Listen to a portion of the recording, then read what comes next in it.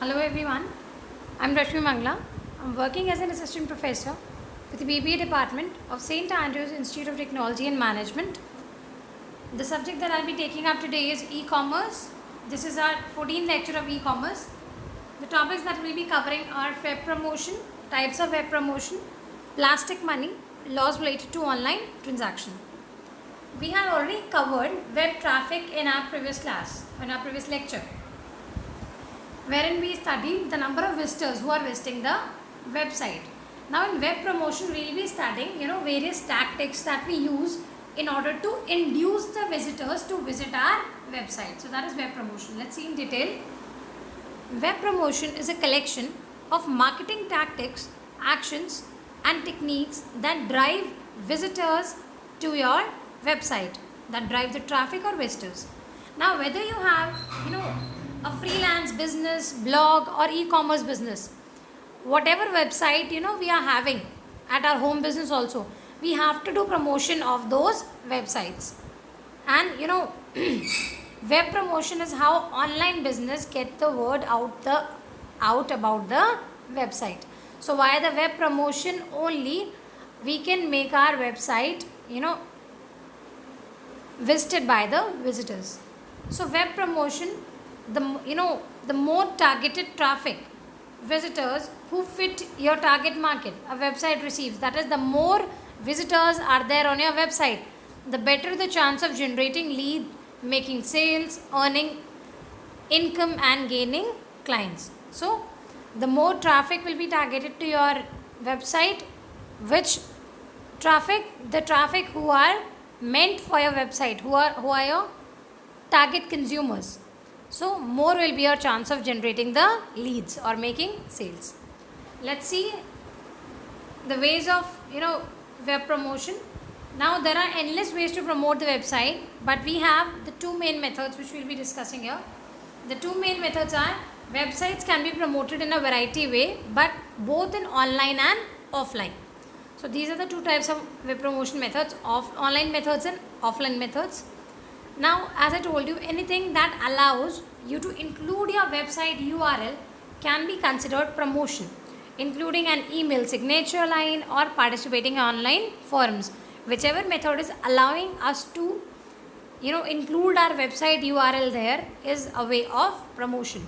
So here are a few basic website promotion tactics. These are the online promotion tactics: email marketing, blog marketing, social media. And not only this, it can be via YouTube videos also, via creating podcasts or advertising. So these are some of the online website promotion methods. Then the next is off-site website promotion. Now some of the off-site or offline website, basically offline website promotions techniques are publicity, public speaking, article writing, trade shows, television and radio advertising or newspaper advertising. These are the offline techniques. Then we'll now see the concept of plastic money.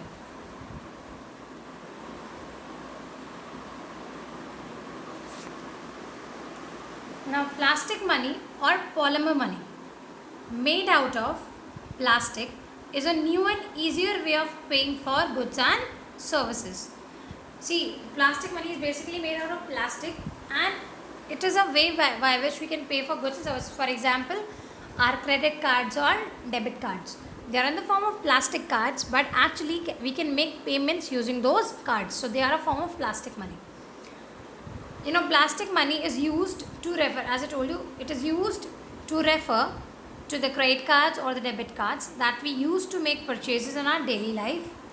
Plastic money is much more convenient to carry around, as you do not have to carry a huge sum of money with you. It's very easy to carry because we just have to carry a card apart from the usual money that we carry. And not only that, it is also safe to travel along, because if we carry a lot of money, it is not safe to carry it along because it can get stolen. So but carrying a card is easy, and in case it gets stolen also, what you can do is you can just call at the customer care of your bank and you can get the card blocked. So nobody will be able to make any transactions. and your money can be saved. And because of such kind of reasons, even the developing countries like India, they are also encouraging the use of more and more plastic money. They can be either ATM card, that usual debit cards, or we can also use credit cards. We've already studied debit card and credit cards in our previous lectures. Now, some of the benefits, as I told you, of using these cards or using a debit card. It is safe and secure. There are, it removes the hassles that are associated with writing checks as payment. We don't need to write anything. Convenience of accessing accounts, funds at any time. And debit cards are also considered to be safer form of payment, as there is a code that is required to access the account funds, while checks can be easily stolen in case you signed the check and if in case it gets stolen. So it is a reason of major concern, but debit cards are easy to carry and make the payments. Now let's see the laws that are related to online transactions. Now, before seeing the laws that are related to online transactions, we'll also consider, some issues that we face in online transactions. Like, there can be fraud and chargebacks. There can be cross-border transactions, that is cross-border payments. Then there can be card data security or multi-currency payment methods, or there can be technical integration also, or technical problems also. So these are some of the problems that we face in online transactions. Now, the main laws that are related to online payments, let's see them one by one. See, the major one is Information Technology Act 2000. It has done a big deal in giving recognition to online purchases. Reserve Bank of India, by issuing various circulars regarding online banking and money transfer activities, have made consumers capable of securing the online space. It has sent so many circulars for online banking, and people have started accepting the methods of online payments and online banking.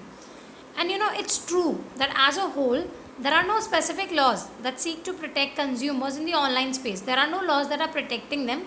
However, that does not necessarily mean that consumers are left without any recourse. It doesn't mean that they are left out. And in this regard, we shall examine whether it is possible to use the Consumer Protection Act. See, we use the Consumer Protection Act when we talk about physical sale of goods, isn't it? When we talk about physical sale or physical trade, Consumer Protection Act protects the rights of the consumers. So we try to make it possible that can Consumer Protection Act 1986 also help out in protecting the consumer rights in the online environment as well. We'll see that now. See, when we look into this, present framework of Consumer Protection Act, we find, when we look into detail, we see that there is a lot of scope to make use of this law with the same strength. जिस strength से हम physical presence में इस law को use करते हैं when physical trade is done of goods and services, same way we try to use it here and we find it a lot useful. But we have to be careful in dealing with specific things here.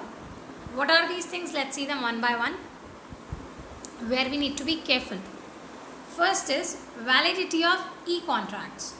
See, electronic contracts, they are governed by basic principles which are provided in Indian Contracts Act 1872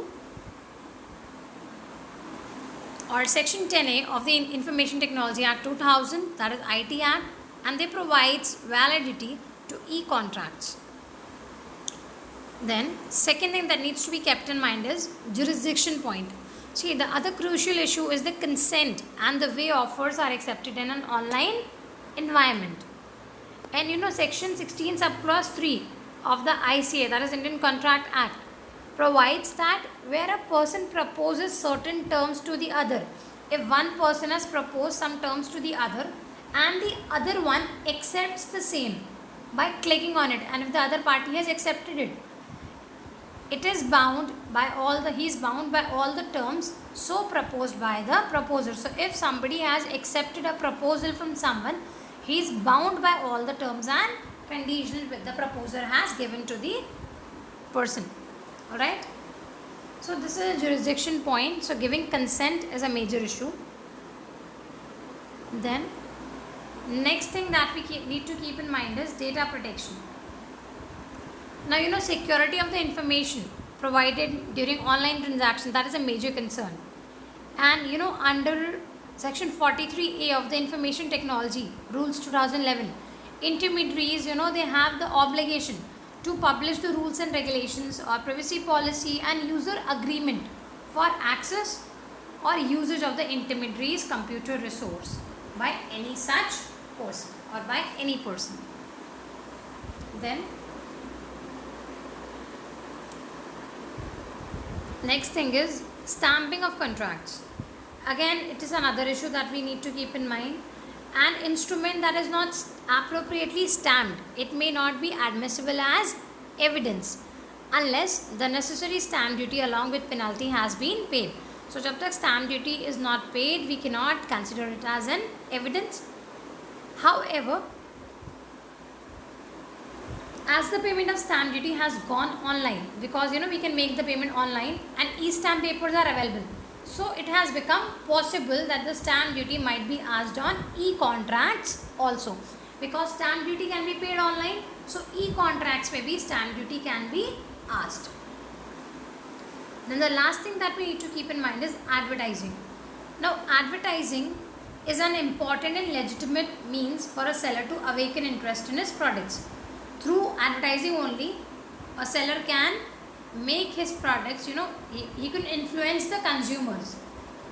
And Advertising Standards Council of India, that is ASCI, a non-statutory body, was established that created a self-regulatory mechanism. It created a self-regulatory mechanism of ensuring ethical advertising practices. That is, it ensures that advertising practices should be only ethical. ASCI entertained and disposed of complaints based on its code of advertising practices. It entertained the complaints and it disposed them of also. But this authority, it does not have the right to punish anyone. But yes, in the year 2002, it added a clause of unfair trade practices also, which is also which is specifically meant for misleading ads and works on e-commerce purchases also. So unfair trade practices also works on e-commerce transactions. So these are the laws related to online transactions. That's all for today, children. Let's see the questions based on today's concept. What is web promotion? Explain its types. Explain the laws related to online transaction. What do you understand by plastic money? Stay tuned for the upcoming lectures. Thank you.